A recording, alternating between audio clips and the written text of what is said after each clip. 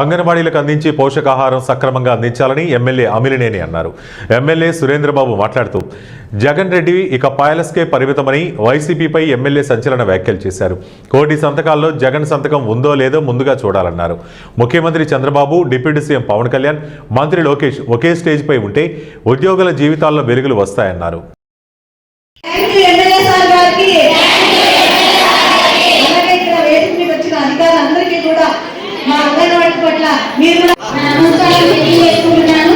అలాగే ఈరోజు ప్రతినిధులకి, వచ్చినటువంటి పత్రికా విలేకరులకి, అధికారులకి, అంగన్వాడీ కార్యకర్తలందరికీ కూడా మహిళాభివృద్ధి మన అంగన్వాడీ కార్యకర్తలు ఒకరు ముందుకు వచ్చి గవర్నమెంట్ లో మీకు ఎంత లాభపడింది, ఏ విధంగా సహాయపడుతుంది గవర్నమెంట్ మీ సేవలకి అనేది ఒకరు ముందుకు వచ్చి మాట్లాడాల్సిందిగా కోరుకుంటున్నాను.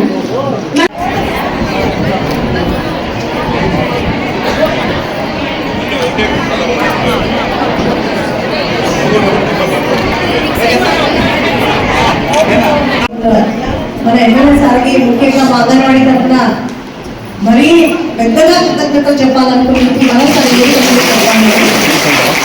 42 రోజులు అన్నం లేక టెంట్లోనే కూర్చొని ఆడపిల్లల్ని చాలా అంటే చాలా ఆవేదన పడ్డాము. కనీసం అంతా ఏదో జీతం పెంచండి అని అడిగినాం. మీ అంతా అక్క చెల్లెలని, ప్రతి ఒక్కరికి అక్క చెల్లెలి పథకాలు అన్నారు, కానీ అంగన్వాడీని పట్టించుకున్న తీరలేదు. ఈ ప్రభుత్వం వచ్చిన తర్వాత వచ్చిన వెంటనే 42 రోజుల్లో మాకు ఏవైతే జీవో ప్రతి ఒక్క జీవోను అమలు చేసుకుంటూ వచ్చారు. వచ్చిన వెంటనే మట్టి ఖర్చు జీవో ఇచ్చారు సార్. మరోసారి రెండోది గ్రాడ్యుయేటీ అమలు చేశారు. దాన్ని కూడా మేము చాలా సంతోషపడతాము. అలాగే స్మార్ట్ ఫోన్లు, ఎందుకంటే ప్రతిదీ ఇప్పుడు ఏ ఆఫీసులో తీసుకున్నా ప్రతిదీ ఆన్లైన్ వర్కే. ఆన్లైన్ వర్క్ చేయాలంటే సరైన మొబైల్ ఉండాలి. ఆ మొబైల్ లేదని మేము ప్రభుత్వాన్ని నిరూపించుకున్న వెంటనే మీకు కూడా ఖచ్చితంగా 5G మొబైల్ ఇస్తామని చెప్పిన వెంటనే డిసెంబర్లోనే ఇచ్చారు సార్. చెప్పిన వెంటనే డిసెంబర్లో ఇచ్చారు. కాబట్టి మరొకసారి anganwadi thank you CM sir, thank you deputy CM sir, thank you Nara Lokesh Babu sir. వీళ్ళు ముగ్గురు ఎప్పుడైతే వేదిక మీద ఉంటారో నరేంద్ర మోడీ గారి సహకారంతో ఆ రోజు మీరు ఏదైతే ఇప్పుడు అడిగారో 11,500 నుంచి మా జీతాలు ఇంకా పెరగాలని, వాళ్ళ ముగ్గురు ఒకే వేదిక మీద ఉండాలి. మీరు వాళ్ళ ముందు ఉండాలి.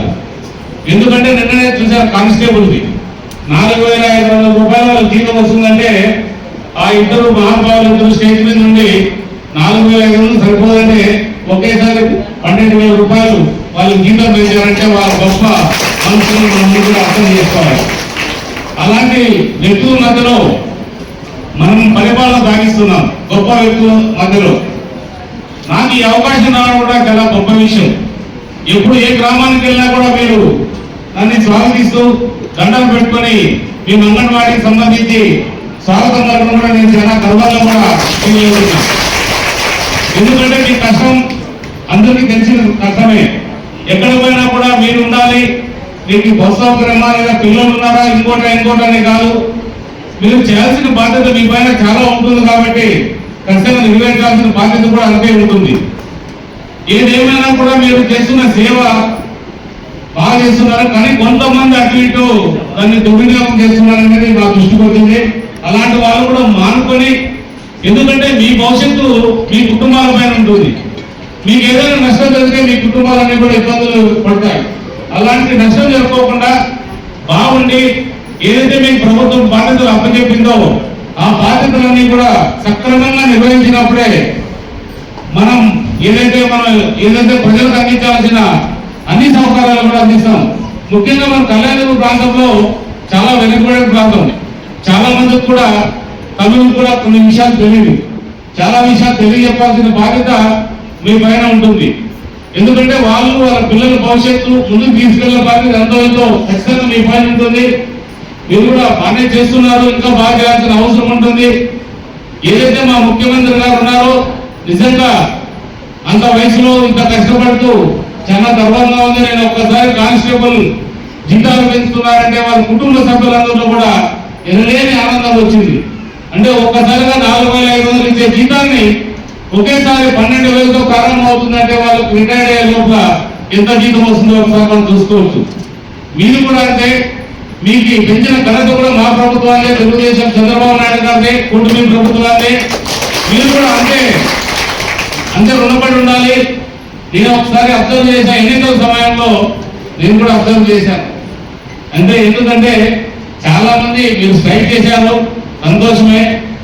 ఆ గవర్నమెంట్ నుంచి మీరు ఇంకొక మా గవర్నమెంట్ తీసుకొచ్చారు. కానీ కొంతమంది ఎలక్షన్ టైంలో బయటకు వచ్చి బహిరంగంగా మాకంటే మీ ప్రజాస్వామ్య పద్ధతుల్లో ఉన్నారు కాబట్టి మాకంటున్నారు. బహిరంగంగా చెప్పుకోవడానికి కూడా మీరు ఇబ్బంది పడ్డారు.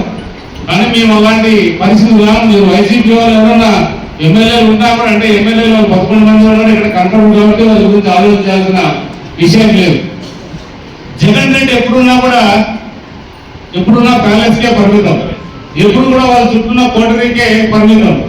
నాకు తెలిసి ఆయన ఎమ్మెల్యేలకే కనీసం 31 మంది ఎమ్మెల్యేలు ఆయన ముఖం కూడా చూడలేదు. అంటే గడిచిన 5 ఏళ్ళు కూడా ఆయన ముఖం చూడని రోజులు ఉన్నాయంటే మనం ఒక్కసారి అర్థం చేసుకోవచ్చు. మా ముఖ్యమంత్రి అలా కాదు. ఒక ఎమ్మెల్యే పోవాలనుకుంటే దానికి అపాయింట్మెంట్ అవసరం లేదు. 4 గంటలకు ఆయన విజయవాడలో ఉన్నారంటే 4 గంటలకు మేము సెక్రటరీకి పోతే డైరెక్ట్